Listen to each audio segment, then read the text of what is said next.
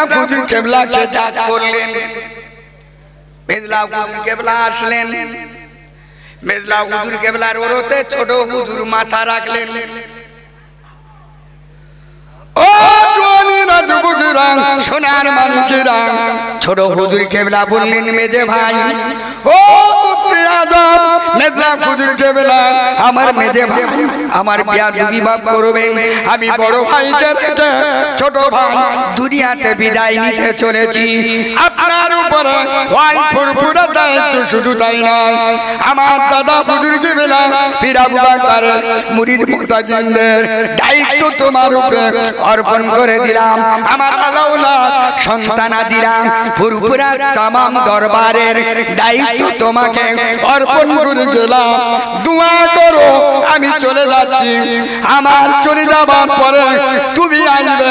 তুমি আসার পরে কিয়ামতের দিনেতে তামাম মুরিদ মুতাকিনদেরকে নিয়ে ফুরফুরা পীর আবু বকরের দামান ধরে হাতটা ধরে নবী পাকের উম্মতের কাতারে দাঁড়িয়ে নবীর সুপারিশ সাবাতে আল্লাহ পাক আমাদের যেন জান্নাতুল ফেরদাউস নসিবে কবুল হয়। আর একটু জোরে বলুন। বলে ছোট হুজুর কেবলা রহমাতুল্লাহ আলাইহি এই কথাটুকুনি বলে ওয়া আলাইকুমুস সালাম রাহমাতুল্লাহি ওয়া বারাকাতুহু বলে হুজুর কলেমা পড়তে পড়তে বিদায় নিলেন। হুজুর ইন্তেকাল করলেন। লোকে লোকারণ্য। তৎকালীন সেই যুগে ছোট হুজুর কেবলার জামানায় ছোট হুজুর ইন্তেকাল করার পরে 8 লক্ষ মানুষের সমাবেশ জামায়ে জানাজার নামাজে হাজির হয়েছিল। একটু জোরে বলুন। আরে জোরে বলে। মেজলা হুজুর কেবলাকে সবাই জিজ্ঞাসা করলেন, হুজুর বেয়াদবি মাফ করেন। ছোট হুজুর কেবলা ইন্তেকাল করার আগে কয়েকটা জিনিস ঘটে গেল, এর ব্যাপারটা কি আপনি বলুন। ও ফুরফুরা মেজলা হুজুর কেবলা হুজুর বেয়াদবি মাফ করবেন। এক নাম্বার দেখেছি, মানুষ যখন কারুর কাছ থেকে বিদায় নেয় সালাম দেয়। সালাম যাকে দেয় তিনি সালামের জবাব দেন। ও ফুরফুরা মেজলা হুজুর কেবলা হুজুর বেয়াদবি মাফ করবেন। হুজুর কেবলা ইন্তেকাল করার সময় উনি সালামের জবাব দিলে কেন?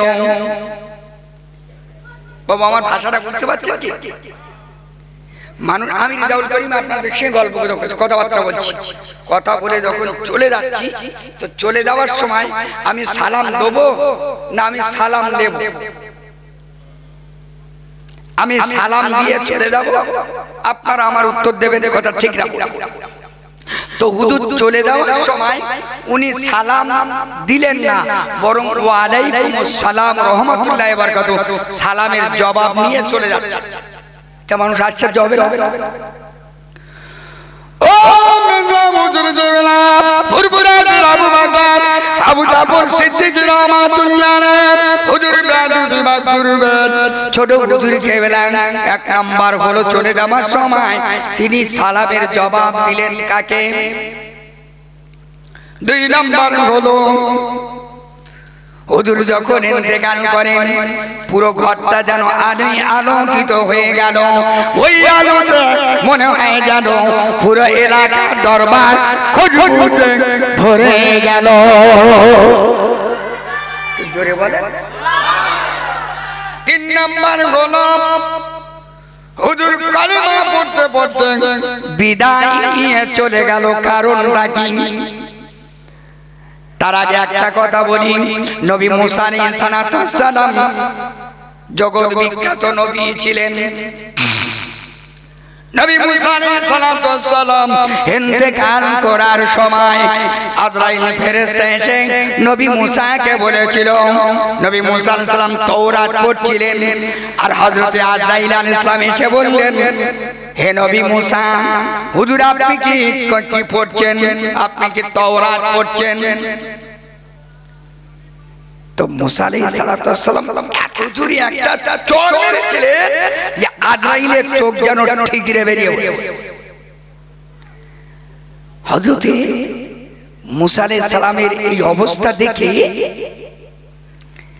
আজরাইল আলাইহিস সালাম ভয়তে আল্লাহর দরবার চলে গেল, গিয়ে বলছে আল্লাহ এই কোন বান্দার কাছে আমাকে পাঠিয়েছে, এমন চর মেরেছে আমার চোখ ঠিকরা বেরিয়ে কোল খালি হতে চলেছে। আল্লাহ বলছে মুসা আলাইহিস সালাম, আল্লাহ বলছে হে আজরাইল নিশ্চয়ই কোন তোমার দোষ ত্রুটি আছে, তুমি দেখো। ও আমার পাগল বান্দা নাই, ও আমার ঈমানি পাগল। একটু জোরে বলো, আর একটু জোরে বলো। ও তুমি দ্বিতীয়বার কে আবার নবী মুসাকে তুমি সালাম দাও। সালাম দেওয়ার পর যা বলবে তুমি শুনবে। নবী মুসা আলাইহিস সালামের কাছে গিয়ে আসসালামু আলাইকা ইয়া মুসা, আসসালামু আলাইকা ইয়া মুসা কালিমুল্লাহ। ও জওয়ানি রাজবুগরা, নবী মুসা আলাইহিস সালাম জবাব দিয়ে বললেন হে আজরাইল কি খবর? আজরাইল আলাইহিস সালাম বললেন হে নবী মুসা, আল্লাহ আপনার কাছে পাঠিয়েছেন, আপনার সঙ্গে আল্লাহ পাকের মোলাকাত হবে, আপনার জানটা নিয়ে যাওয়ার জন্য এসেছি, আপনি যদি পারমিশন দেন তবেই নিয়ে যাব। খুব ভালো কথা। তো বলছে আচ্ছা আমি যদি বাঁচতে চাই তাহলে আমাকে কি বাঁচতে দেবে? চলছে আমি আল্লাহর কাছে শুনে আসি। মুসা আলাইহিস সালাম আল্লাহর কাছে গেলেন, বললেন আল্লাহ নবী মুসা আলাইহিস সালাম এই কথা বলেছে। আল্লাহ বলছে আজরাইল তুমি যাও, নবী মুসা আলাইহিস সালাম কতদিন বাঁচতে চায়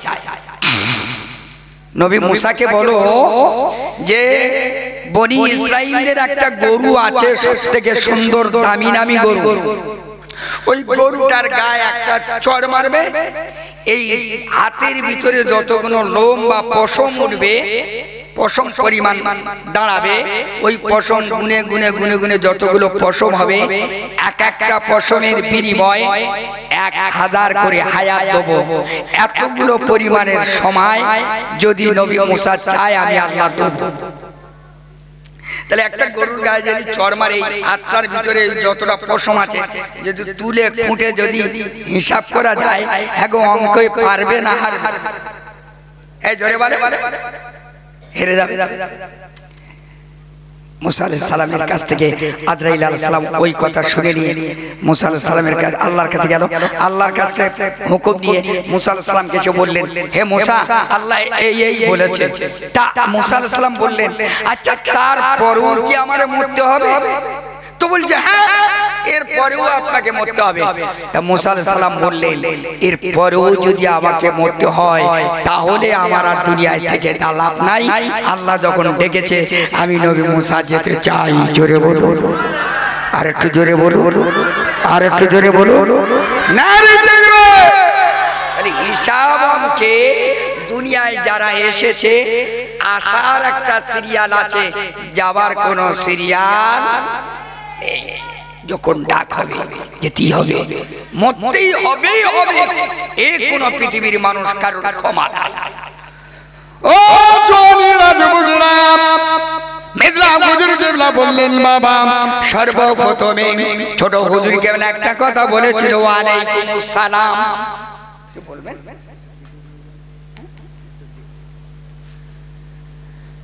অসুবিধা হচ্ছে বাবু? আরে সবাই বলেন অসুবিধা হচ্ছে কি? বন্ধ করবো? আরে জোরে সবাই হাত তুলে বলেন বন্ধ করবো কি? নারে তাকবীর, নারে তাকবীর। ঠিক আছে আমি বেশিক্ষণ করবো না, ছেড়ে দিচ্ছি, অসুবিধা নেই। নবী মুসা আলাইহিস সালাতু ওয়াস সালামের মরণ তো হবেই, আল্লাহর হুকুম হয়ে গেল।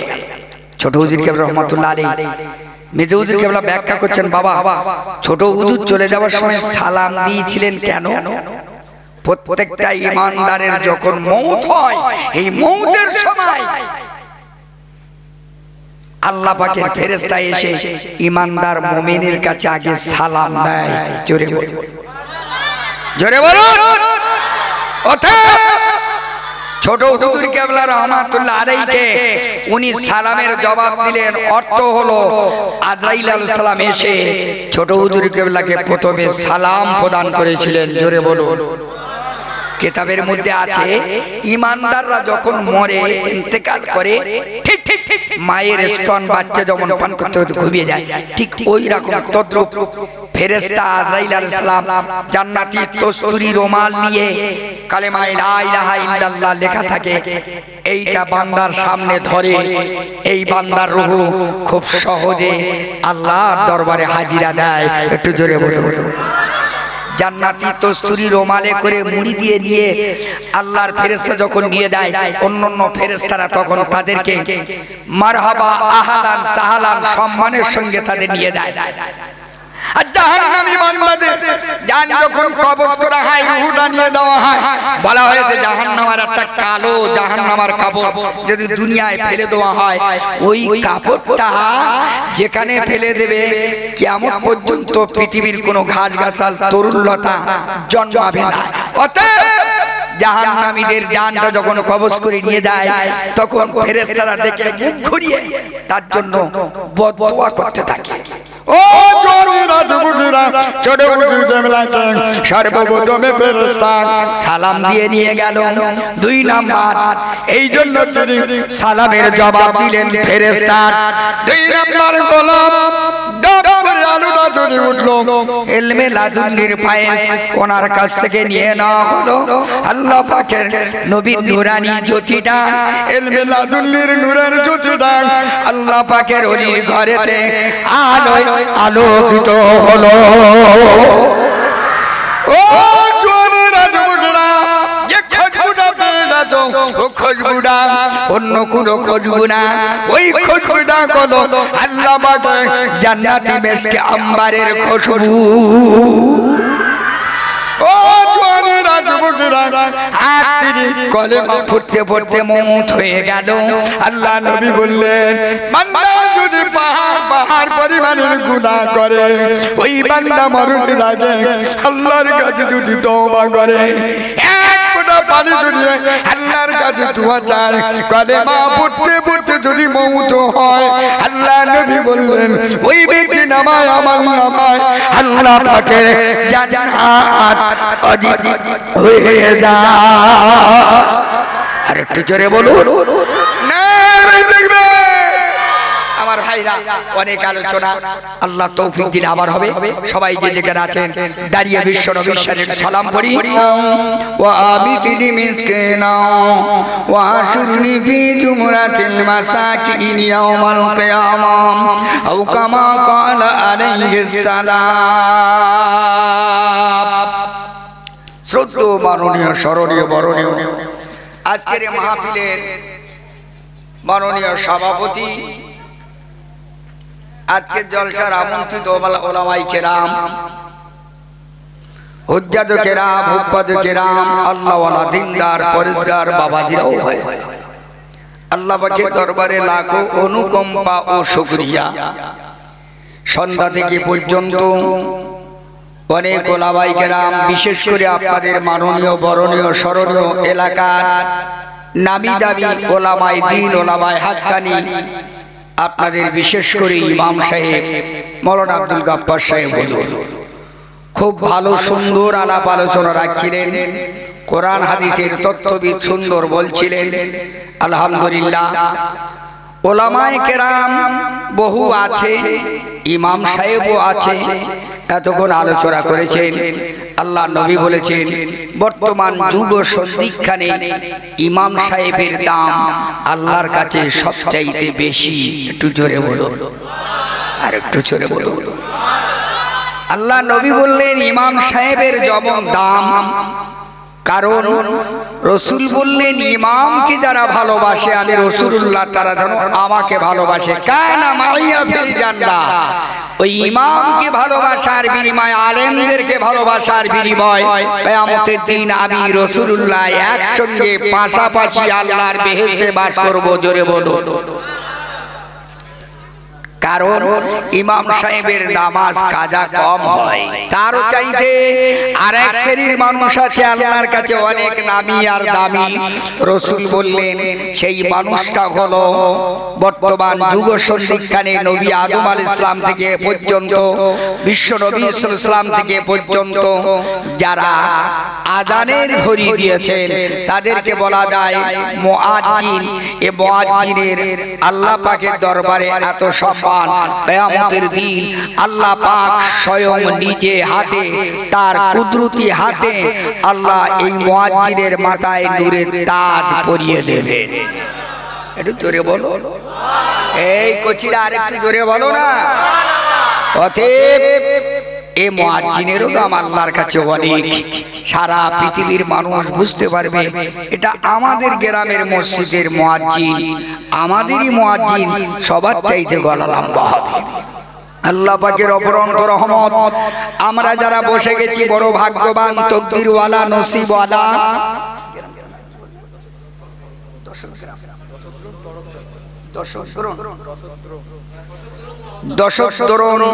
তরফদার পাড়ার জওয়ান, যুবক, আবাল, বৃদ্ধা, বনিতা, মায়েরা, বোনেরা, ভাইয়েরা সবাই মিলে টাকা দিয়ে, পয়সা দিয়ে, অর্থ দিয়ে, সম্পদ দিয়ে একটা সুন্দর মাহফিল, বিলাত, রহমতের, করুণার মজলিস কায়েম করেছেন।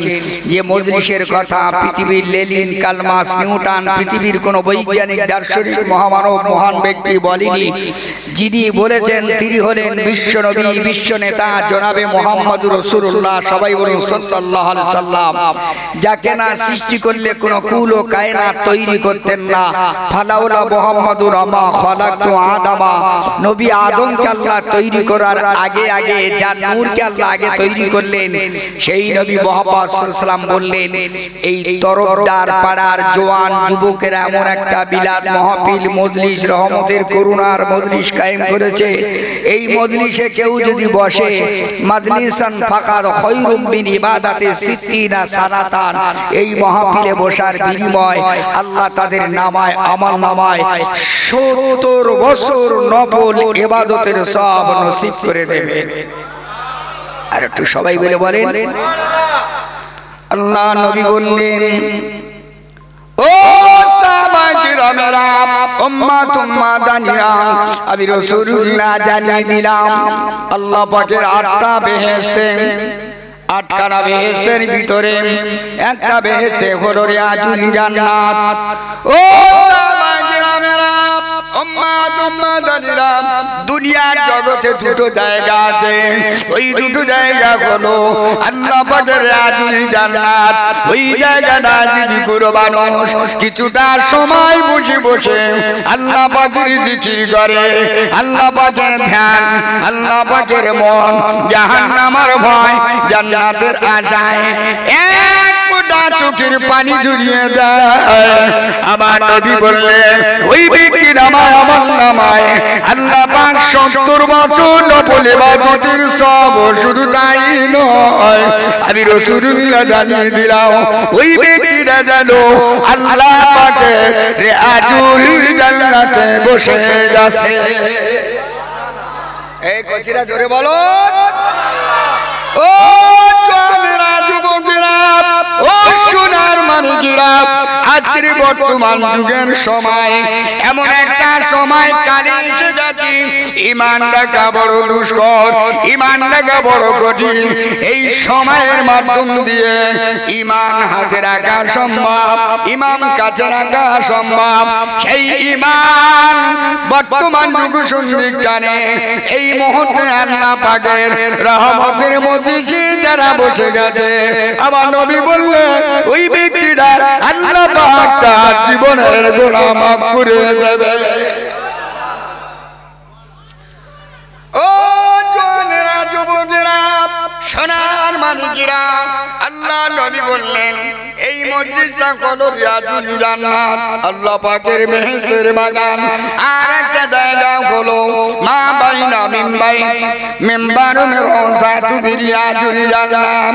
ও দুনিয়াবাসীরা শুনে নাও, ও মুসলমানেরা জেনে নাও, আল্লাহ পাকের বান্দারা জেনে নাও, গোটা পৃথিবীর জগতের ধুলাই 230টা দেশের ভিতরে একটা দেশ আছে, সেই দেশটা হলো আল্লাহর কাছে এত নামি আর দামি।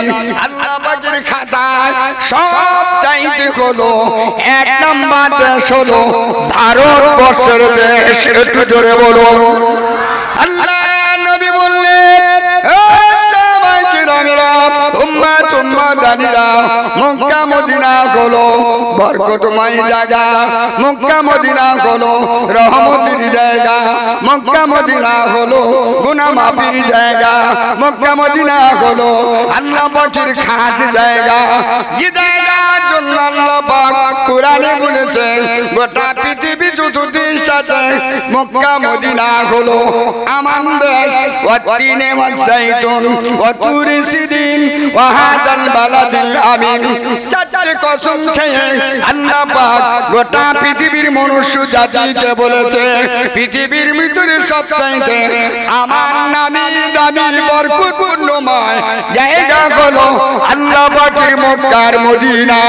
ওই মদিনার ভিতরে একটা জায়গা আছে মা বাইনা মিম্বাইতি মেম্বারু মিরওদাতু বিরিয়াতুল জান্নাহ।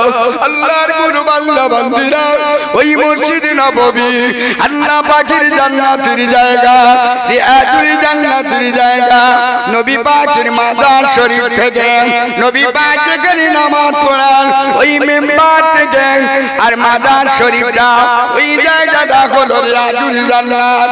আমার উম্মাদানিরা ওই জায়গায় গিয়ে আল্লাহ পাকের দরবারে হাত তুলে দোয়া করে কেঁদেছে, আল্লাহ পাকের কাছে গুনাহ মাফি চেয়েছে, আল্লাহর কাছে যে দোয়া চেয়েছে আল্লাহ পাক ওই ব্যক্তির দোয়া কবুল করে দিয়ে ওই রিয়াজুল জান্নাতের বিনিময়ে আল্লাহ তার জীবনের গুনাহ মাফ করে দেবে। এই জোরে বলো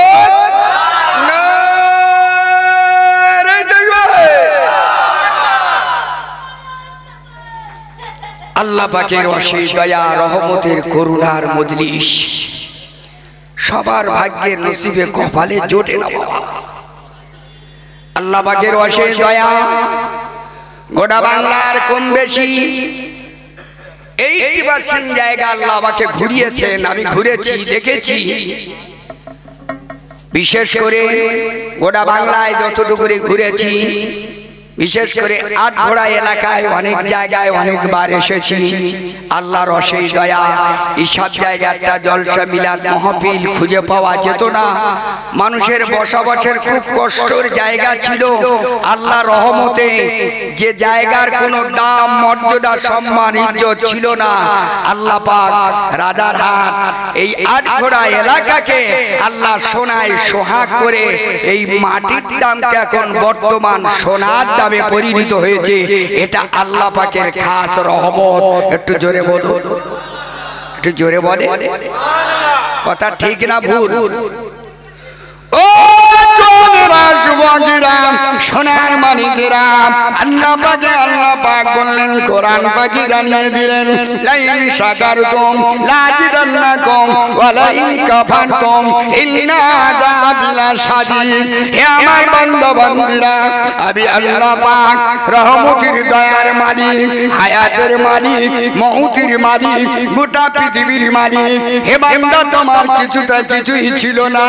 আমি আল্লাহ পাক বর্তমান যুগ সন্ধিক্ষণে হিসাব করে দেখতে গেলে যে জায়গার কোনো দাম ছিল না, যে মানুষের কোনো দাম ছিল না, যে জায়গায় স্থানে কোনো মর্যাদা ছিল না, আমি আল্লাহ পাক সেই জায়গাটাকে, সেই বান্দা দিগকে, সেই বান্দি দিগকে আমি আল্লাহ পাক তাদের রহমতে ভরিয়ে দিলাম, রুজিতে ভরিয়ে দিলাম।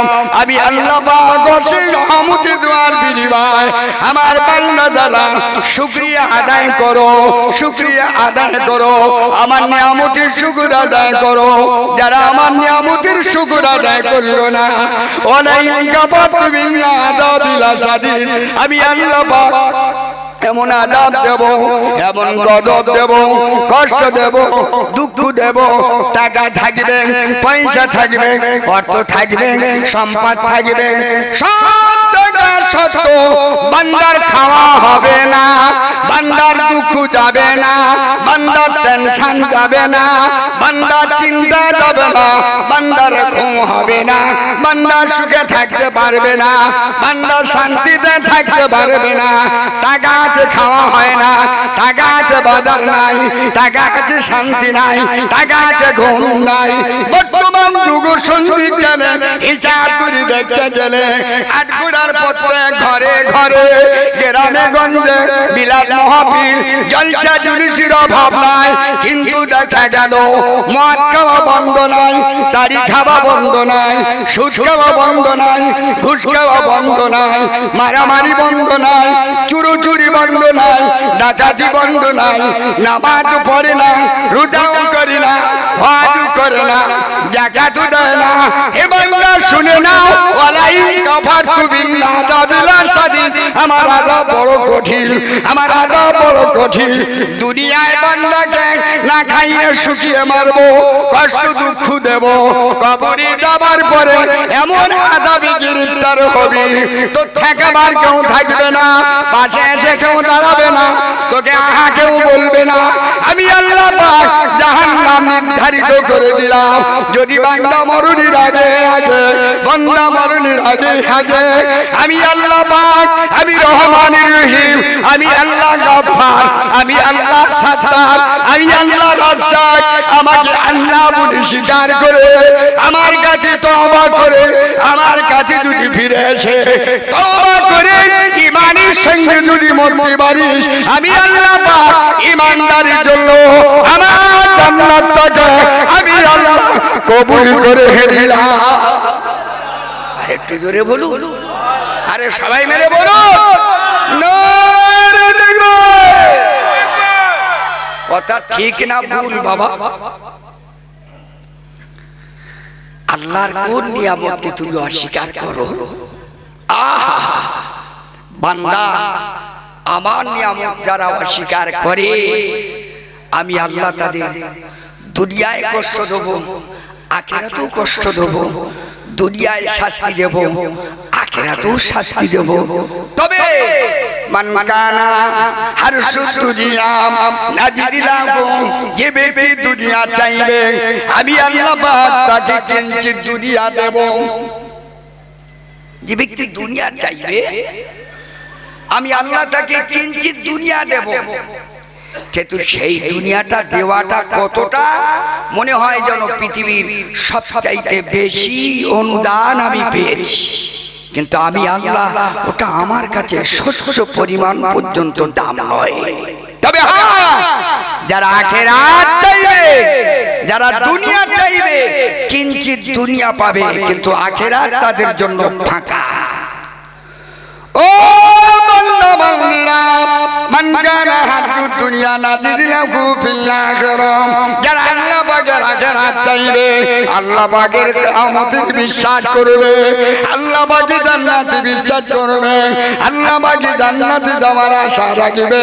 দুনিয়ায় যারা কষ্ট মেহনত করে, দুঃখ কষ্ট বিলাস করে দিয়ে এরা যারা আখিরাতের আশায়, আল্লাহ পাকের জান্নাতের আশায়, এরা যারা আখিরাত চাইবে, দুনিয়া তাদের কাছে তুচ্ছ, দুনিয়া তাদের কাছে কিছুই না।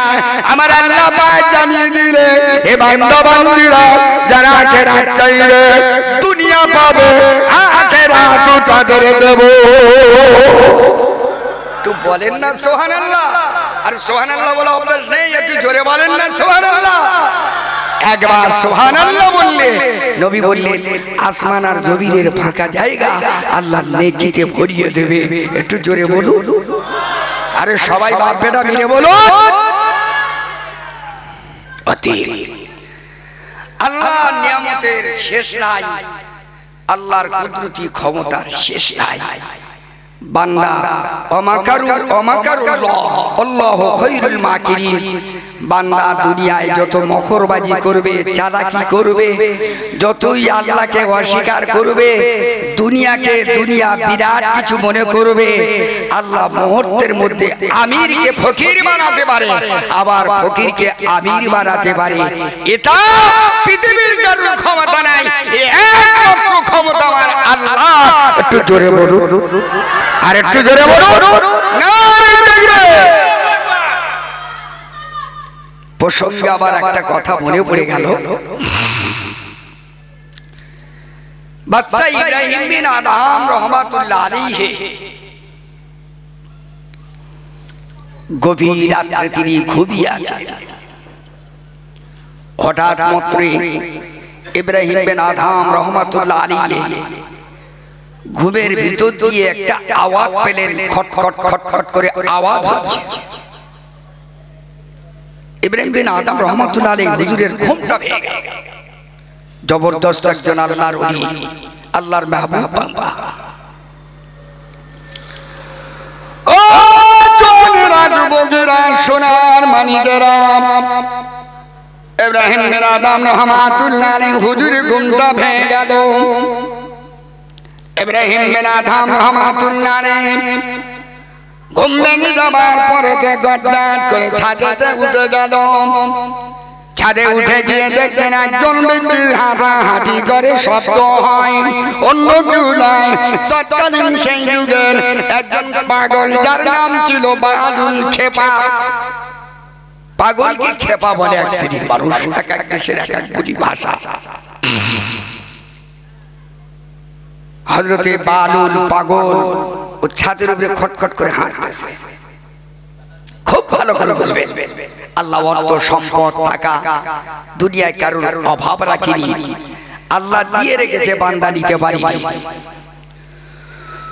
ও জোনেরা যুবকেরা সোনার মালিকেরা, ইব্রাহিম বিন আদম রহমাতুল্লাহ আলাইহি জিজ্ঞাসা করে, বাবা তুমি কি না সেই পাগল?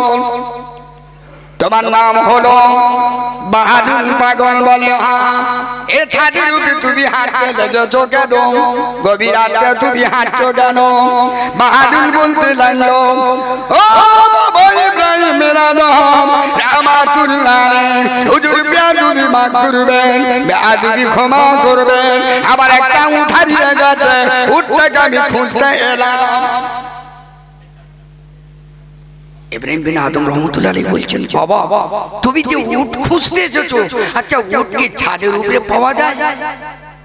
আরে উট পেয়ে যেতে পারে, মাঠে ঘাটে জলে জঙ্গলে ইত্যাদি স্থানে উট পাওয়া যেতে পারে, তা বলে কি ছাদের উপরে? আল্লাহ পাকের পাগল বান্দা, আল্লাহ পাকের বজনু দেওয়ানা বান্দা, আল্লাহ পাকের খাবা বান্দা, আল্লাহ পাকের পাগল, ওই পাগল বান্দাটা বলতে লাগলো, ও বাবা ইব্রাহিম বিন আদম রহমাতুল্লাহ আলাইহি, আল্লাহ পাক তোমাকে অর্থ দিয়েছে, আল্লাহ তোমাকে সম্পদ দিয়েছে, আল্লাহ তোমাকে ইজ্জত দিয়েছে, আল্লাহ তোমাকে দেশের বাদশা বানিয়েছে, আল্লাহ তোমাকে মসনদে বসিয়েছে। ওই ইব্রাহিম বিন আদম রহমাতুল্লাহ আলাইহি তুমি যে বিছানায় ঘুমিয়ে পড়ো, যে বিছানায় তুমি শুয়ে থাকো, ওই একটা বিছানার দাম হলো, একটা পকমালের বিছানার দাম তৎকালীন হলো ভারতবর্ষের টাকার হিসাবে বোঝা যায়, তৎকালীন একটা পকমালের বিছানা হলো ৭০,০০০ টাকা দাম। কত বলেছি? জোরে বলো। একটা পকমালের বিছানার দাম হলো কত? ৭০,০০০। তখনকার ৭০,০০০ টাকা যদি এখন হিসাব করা যায়, আমার মনে হয় ৭০,০০০ কোটি টাকাও দাঁড়িয়ে যাবে। কথা ঠিক না? ও জোনেরা যুবকেরা সোনার মানিকেরা, অসুবিধা হচ্ছে না তো আপনাদের? বুঝতে পারছেন তো নাকি? আওয়াজ বোঝা যাচ্ছে তো? একটু জোরে একবার দেখি তাকবীর দেন তো। নারাই তাকবীর। হয়নি হয়নি, পিছন থেকে কোনো আওয়াজ আসছে না। আরে শ্রোতার কাছে বক্তার আওয়াজ, বক্তার কাছে শ্রোতা। যদি আপনারা চাঙ্গা হয় দুটো কথা বলিয়ে নেওয়ার আল্লাহ সুযোগ করে দেয়। আমরা তত বড় একেবারে খুব নামি দামি আলেম নয়, আল্লাহ যতটুকুনি বলাই বলতে পারি, তবে গোটা বাংলার কোনায় কোনায় আল্লাহ যথেষ্ট কম বেশি ৩৬টা বছরের মাধ্যম দিয়ে আল্লাহ যতটুকুনি খেদমত করেছে, এটা আল্লাহ পাকের দয়া। ফুরফুরা পীর মেজলা হুজুর কেবলার রুহানি দোয়া, মা বাপের খাস দোয়া। একটু আস্তে করে বলেন আল্লাহুম্মা আমিন, জোরে বলে। নূর দিবান ইব্রাহিম বিন আদহাম রাহমাতুল্লাহ আলাইহি যে বিছানায় ঘুমিয়ে থাকে জানাওয়াজ, তবে আমি কেন বলছি বর্তমান যুগ সন্ধিকার পরিস্থিতির উপরে আমি বলছি। 70,000 টাকা পকমালের বিছানায় শুয়ে থাকে, যে বিছানায় একবার পিঠ দেন দ্বিতীয়বার ওই বিছানায় আর পিঠ দেন না, তারপর দিন আবার পাল্টে দেয়। এই বাবু বুঝতে পারছেন? গোটা পৃথিবী জুড়ে আপনাদেরকে একটা কথা জানতে চাই, গোটা পৃথিবী জুড়ে কতগুলো বাচ্চা গোটা পৃথিবী জুড়ে বাচ্চাই করেছেন?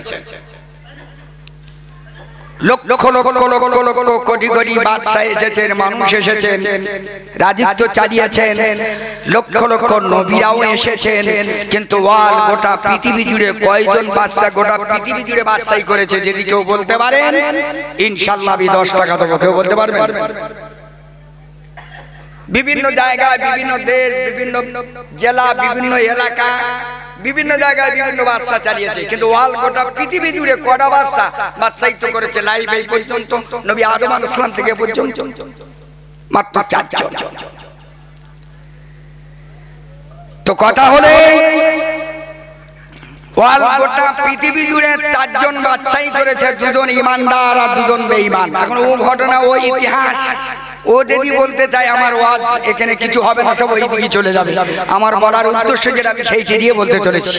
হযরত ইব্রাহিম বিন আদহাম রাহমাতুল্লাহ আলাইহি তিনি একটা দেশের বাদশা, বালকের বাদশা, তিনি একটা বিছানায় ঘুমিয়ে পড়েন। তার নাম হলো, কিসের বিছানা বললাম? বলে মকমলের বিছানা, যার দাম 70,000 টাকা। একবার শোয় পাল্টে দেয় আবার। ঠিক এইরকম করে লাইফে বহু রাত আর দিন সময় এভাবে কাটিয়েছে। বালুল বাদশা বলতে লাগলো, কে বালুল পাগল বলতে লাগলো, ও ইব্রাহিম বিন আদহাম রাহমাতুল্লাহ আলাইহি, আল্লাহ পাকের আশায় দয়া, আল্লাহ তোমাকে টাকা দিয়েছে, অর্থ দিয়েছে, মালিক বানিয়েছে, আল্লাহ বাদশা বানিয়েছে, যে বিছানা তুমি একবার ঘুমিয়ে পড়ো, ওই বিছানা তুমি দ্বিতীয়বার ঘুমাও না, দ্বিতীয়বার তুমি পিঠ দাও না। 70,000 টাকা পকমালের বিছানায় ও ইব্রাহিম, তুমি ইত্তেদালা বিল্ডিংয়ে, তুমি পকমালের বিছানায় আনন্দে আমেদে সুখে শান্তি দুনিয়ায় তুমি কাটিয়ে দাও। তুমি বলতে চাইলে এই ছাদে উট পাওয়া যেতে পারে না, জলে জঙ্গলে ঘাটে মাঠে সমস্ত জায়গায় উট পাওয়া যেতে পারে। ও ইব্রাহিম বিন আদহাম, আমি পাগল তোমাকে বলতে চাই, আমি যদি উঠে এই ছাদের উপরে যদি উঠ না পেতে পারি, তাহলে তুমি পকমালের আরামের বিছানায় শুয়ে তোমার আল্লাহকে পেতে পারো না।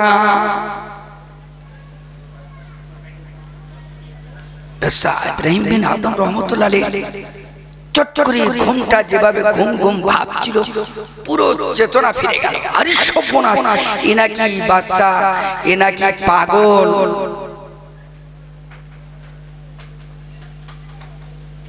এ পাগল মানুষের কথা কিরকম, কি বলে? ভালুক খেপা, একে পাগল বলা হয়, এমন একটা কথা বললো, আমার ঘুম ভেঙে গেল। ও জওয়ানেরা, যুবকেরা, সোনার মানিকেরা, এই ইব্রাহিম বিন আদহাম রাহমাতুল্লাহ আলাইহি অবাক হয়ে গেল, আশ্চর্য হয়ে গেল।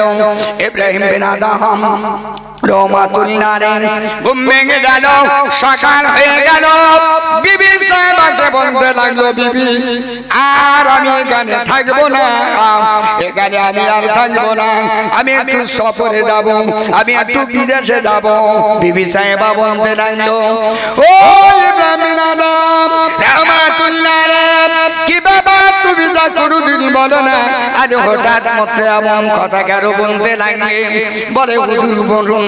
বলে আবার বিবি তুমি শোনো, এই জন্য কবি বলতে চাই, আমার মনটা চাইলো, আমার প্রাণটা চাইলো, একজন পাগল আমার ঘুমটা ফিরিয়ে দিল, আমার ঘুমটা ঘুমটা ভাঙিয়ে দিল। গভীর রাতে দেখা পেলাম বালু পাগল এই ছাদের উপরে ঘোরাঘুরি করে। আমি জিজ্ঞাসা করলাম তুমি এখানে কেন ঘোরাঘুরি করো? বলে আমি উটের সন্ধানে ঘুরতে লাগলাম।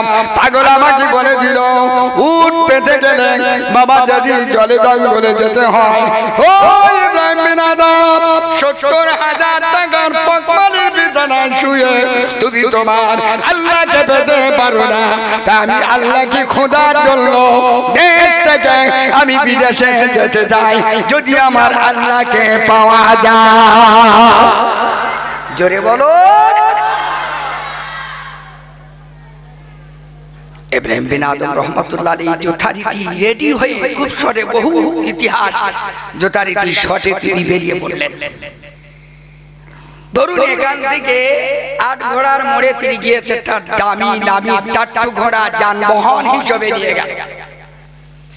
এখনকার মন্ত্রীরা এক একটা গাড়ি চাপে কয়েক কোটি টাকা দামের।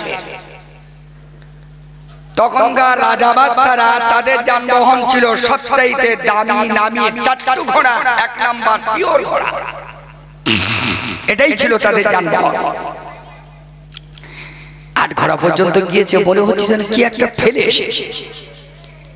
ঘুরে আসলেন, ঘুরে আসার পরে দেখলেন একজন ব্যক্তি আমার বিছানায় শুয়ে আছে। তিনি হলে আমার বাড়ির দাসী, আমার বাড়ির একজন কর্মচারী, আমার বাড়িতে একজন কৃত দাসী আমার বিছানায় শুয়ে আছে। যেই বাদশা বেরিয়ে চলে গেল কৃত দাসী মনে করলেন হায় হায়, বাদশা এত নামি দামি বিছানায় ঘুমায়, আমি তো জীবনে কোনোদিন শুইনি বা ঘুমোইনি, দেখিনি। তবে আজকের একটু বাদশা যখন নাই, একটু দেখি না জানি কেমন আরামের সুখের শান্তির জায়গা, একটু বিছানা একটু অন্তত চেক করে দেখি থাকতে পারি আর না পারি। বাদশা যখন নাই তাহলে একটু বিছানায় শুই। ও চন্দ্রা যুবকেরা, ইব্রাহিম বিন আদম রাহমাতুল্লাহ আলাইহি ঘুরে এসে দেখলেন আমার কৃত দাসী আমার বিছানায় শুয়ে আছে। চাবুকটা হাতে করে নিল, অবাক হয়ে গেল এত বড় আসপদ্দা আমার বিছানায়। আমি একবার পিঠ লাগাবার পর দ্বিতীয়বার আমি ওটার পিঠ লাগাইনি। ৭০,০০০ টাকা পকমালের বিছানা, আমি পাল্টে আবার বিছানায় শুয়ে পড়ি। এত বড় আসপদ্দা কৃত দাসী হিসেবে আবার বিছানায় শুইল, এর ক্ষমতা পাওয়ার কে দিল? ও চন্দ্রা যুবকেরা, চাবুকের বাড়ি মারতে লাগলো। যতই মারে ততই হাসে, যতই মারে ততই হাসে। মার বন্ধ করে দাসী কান্না শুরু করে। জোরে বলো সবাই, জোরে বলো। আরে আওয়াজ করে বলো না। আচ্ছা মানুষ মারলে কাঁদে না হাসে? একটু জবাব দেন। কাঁদে, কিন্তু যতই মারে ততই হাসে, মার বন্ধ করলে হাসে। ও চন্দ্রা যুবকেরা, সোনার মানিকেরা, বাচ্চা অবাক হয়ে গেল। যতই মারি ততই হাসে, মার বন্ধ করলে কাঁদে। জিজ্ঞাসা করলেন মারটা বন্ধ করে দিলেন। ও